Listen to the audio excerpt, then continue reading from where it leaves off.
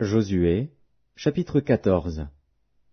Voici ce que les enfants d'Israël reçurent en héritage dans le pays de Canaan, ce que partagèrent entre eux le sacrificateur Éléazar, Josué, fils de Nun, et les chefs de famille des tribus des enfants d'Israël.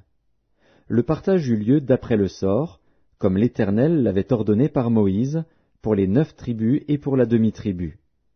Car Moïse avait donné un héritage aux 2 tribus et à la demi-tribu de l'autre côté du Jourdain.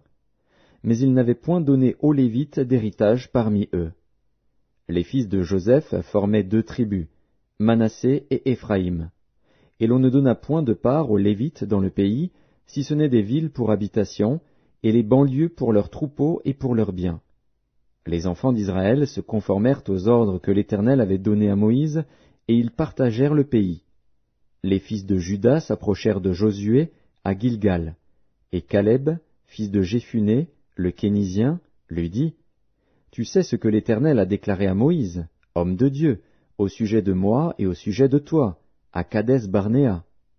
J'étais âgé de 40 ans lorsque Moïse, serviteur de l'Éternel, m'envoya de Kadès-Barnéa pour explorer le pays, et je lui fis un rapport avec droiture de cœur. Mes frères qui étaient montés avec moi découragèrent le peuple, mais moi je suivis pleinement la voie de l'Éternel, mon Dieu. Et ce jour-là, Moïse jura, en disant, « Le pays que ton pied a foulé sera ton héritage à perpétuité, pour toi et pour tes enfants, parce que tu as pleinement suivi la voie de l'Éternel, mon Dieu. Maintenant voici, l'Éternel m'a fait vivre, comme il l'a dit. Il y a 45 ans que l'Éternel parlait ainsi à Moïse, lorsqu'Israël marchait dans le désert. Et maintenant voici, je suis âgé aujourd'hui de 85 ans. Je suis encore vigoureux comme au jour où Moïse m'envoya. J'ai autant de force que j'en avais alors, soit pour combattre, soit pour sortir et pour entrer. Donne-moi donc cette montagne dont l'Éternel a parlé dans ce temps-là, car tu as appris alors qu'il s'y trouve des Anakim, et qu'il y a des villes grandes et fortifiées. L'Éternel sera peut-être avec moi, et je les chasserai, comme l'Éternel a dit. » Josué bénit Caleb, fils de Jéphuné, et il lui donna Hébron pour héritage.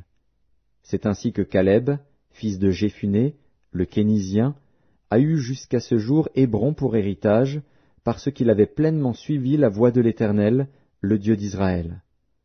Hébron s'appelait autrefois Kirjat Arba. Arba avait été l'homme le plus grand parmi les Anakim. Le pays fut dès lors en repos et sans guerre.